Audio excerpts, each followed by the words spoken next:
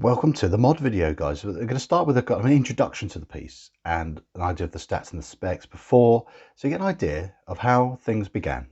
So this watch on its standard engineer style bracelet is 131 grams. This standard bracelet is not good. It's the usual Steeldive affair. It's not, I mean, this bit's stiff and it's a little bit scratchy, a bit rattly.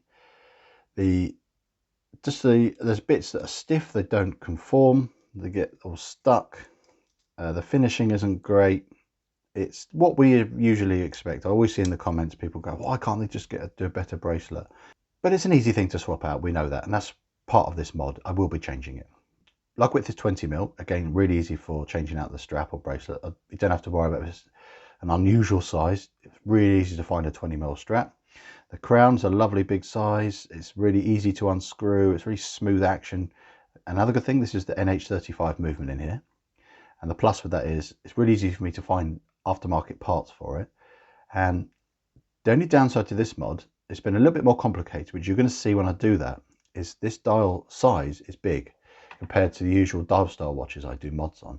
The dial on this, because I actually took this watch apart to do an exact measurement, it's about 33mm this dial, whereas normally 28.5 for the dive style watches I do from Pagani and things like that, that have that same movement, the NH35. So it's difficult for me to then go, right, I need to find a bigger dial. They just don't exist as readily. So I've bought the standard size dial and I bought an inner chapter ring, which should fit, because I did a lot of research to find one that was identical to the inner space that this fits in. So hopefully as this video progresses, you'll see success. So what you're getting with this watch is actually still a good set of specs. Just over £100, you're going to get 200 meters water resist, which is just a guide or reference, great for snorkeling and things like that, light duties, because it does have seals in the screw down crown, screw down case back. There is a seal in there. You'll see that when I take the watch apart. And we've got a fantastic loom on here, but that's going to be irrelevant soon because I will be taking that out. So I'll give you a quick shot of the loom. As you can see, I mean, I haven't turned it to pitch blackness because you can see even in this subtle light, it really pops and it lasts for ages. Steeldive really know how to do their loom. So we're going to see soon, is this a good basis for me making my own artistic spin on a pilot style watch? This is obviously something with reference to a watch from the 1940s, and it's got all the design cues of the Type A dial, and we've got the hand designs and things like that. It's a relatively small case size. I think it's a 40. Let's have a look. Yeah, it's just under 40. So it's a great all-round sized watch, but I wanted to make it different.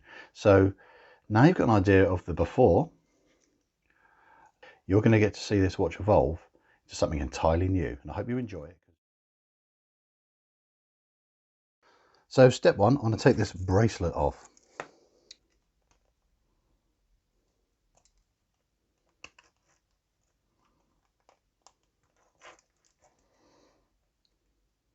Now I need to take the case back off. So what we do is I use a bit of plastic and a pre-set up case back removal tool.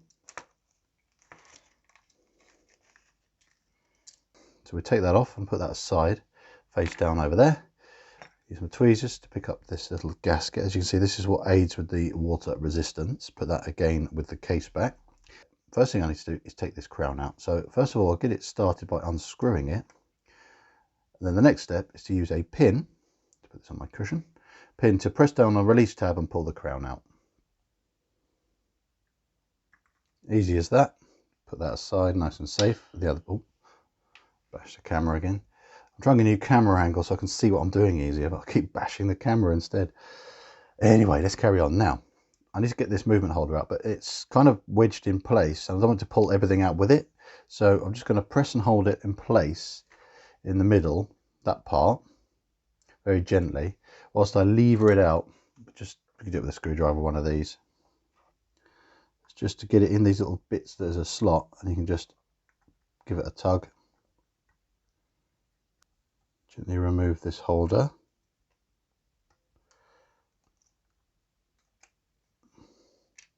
Now this is ready to flop out. So we've got the cushion here like that, turn it over. And then out we go. I'll put that carefully over here. So now I'm going to put the crown back in so I can settle the hands ready. So when I take them out, and put the new ones on, I'm putting them back on the same position, so it's easy to remember. So I'll get that sorted. So all the hands are at 12 o'clock position. Let's put it in my movement holder there ready. Now I'm going to get these hands off. So let's use my dial protector, because this dial would be nice to maybe use again one day. You never know. Use these levers to lever them off. Consistent leverage is important here, so it's got to get the hands, these levers under the bottom, the hour hand, give them a leverage, and they pop off nice and easy. To get this dial off, all I need is a little flathead screwdriver, tiny one. Just gently lift this out.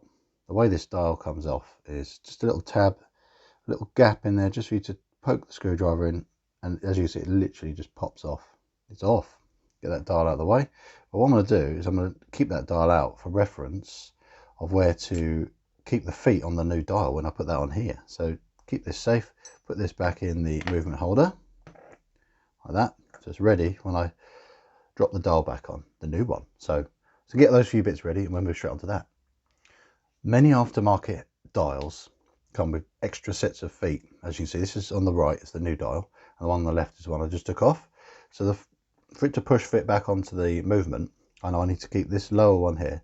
So I know that this dial doesn't have a date wheel, but it has a little notch just where my tweezers are there. That is the 3 o'clock position. So I'm just putting next to it the old dial, the 3 o'clock position, as you see with the date window. So I need to keep the lower of the two feet, and up here I need to keep this top one here, up here. So to take those feet off, all you do is use the following tool, and that is these little snips here, not snips, pliers. So I pick up the foot I want to twist off. So in that case, on this one is this one. What I do is then I will hold it flat like that, grip it and twist it, and it snaps off really easily. And then I'll do the same with the one I want to get rid of at the top, so it's that bottom one there. And that's it. That is ready to push fit onto the movement again. And before I do any push fitting or anything like that, I need to, because I'll be touching the actual face of the new dial, I'm going to put some finger cots on. And as you can see here, we have the moon. I've got the moon, guys. Of course, get some focus. Look at that. Actually textured. Got this from DLW Mods. I bought this, and link will be in the description. But it's actually got texture on it, like the moon. It's gorgeous. It's not loomed. God, I wish it was loomed. How amazing would that have been? It was like a blue loom. Oh, that would be amazing, but we can live with it. Okay, so let's get this on. I know where this has got to go, because you see there's a little tiny notch there. That's the 3 o'clock. So I've got to line that up with the stem sticking out there. Push fit. Let's see how it goes. Done. So it's in, pushed in. That's all you have to do. Now I've got to get these hands on. Now, some of you say, well, the 3 o'clock position is, where is that? Well, it's there.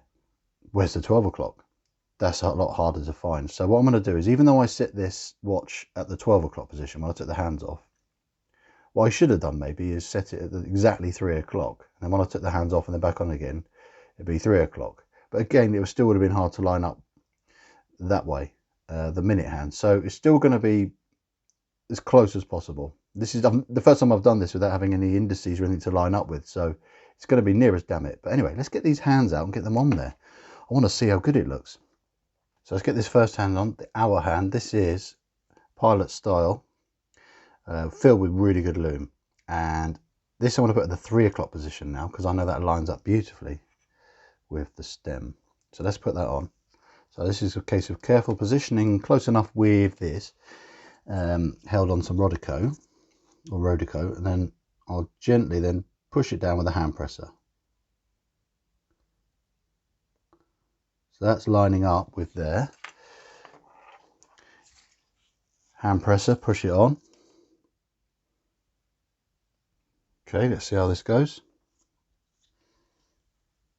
So final tweaking, using my carbon fibre tweezers just to get it to line up with where I think is as close as possible to 12 o'clock. Now, finish it with the hand presser again. I'm going to push this in just to check that everything doesn't rub against each other. So push that in. Sorry, I had to leave that out. So I can just move this. There we are, clearance, that's good. Second hand now. Let's get this. This is the tricky bit, so I might have to end up doing this off camera. It's so hard to get this right. Yes. That's when you know, that's that wonderful moment of truth. When you push that back in, after you've been sitting the hands in, that second hand ticks again. So happy days. So this is called the Spacewalk, this hand. I got these 3 hands from 1 Second Closer. I always buy from them. The quality and the reliability of the service, everything is spot on. They've not paid me to say this. I just buy from them. I have tried, but I have to pay full price and everything. So that's how it works. Now let's get this watch built, but this is going to be, the last bit is the bit I've never done before, and we're going to see if it actually works. So fingers crossed, guys, otherwise I'm going to be very upset. So to stick this in a Rehort chapter ring, which there's no markings on, you'll see in a minute, I'm just going to stick some dial dots on there and then stick it on there. And then we're going to put this watch back together, and fingers crossed it's going to look all right. I'm sure it will. So these dial dots, see, when you stick them on, they end up leaving a nice little perfect tiny little blob of adhesive, which is just what you want for these kind of jobs. And this is what they look like before you peel them off and stick them on, like little tiny tabs. Now just got to stick this on evenly, and I can use the outer part of the movement holder to give me a guide of how evenly this is stuck on, because it's just got to line up perfectly. So let's stick this on, and I think that's pretty good. Now let's put this watch back together, and I'm going to give you the final big amazing reveal with the watch fully put back together.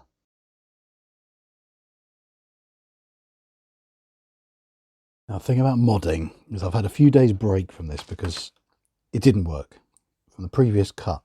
I was going to see if with this dial, with this chapter ring, I thought I'd measured the right size, stuck on there, it would work, but it didn't. It was just, the movement was loose, rattling around in the case and all that. And so I was like, is there a way I can make sure this dial can still be used, but I need that original dial, which you can see just under there, it rests on that inner lip inside there, and that's how all the spacing and everything lines up for the crown, and it wasn't working. I thought it was worth a try, so I had some time away from it. I've come back, and the solution is I've managed to stick the moon dial on top of the original dial, and the hands still clear. Look at this.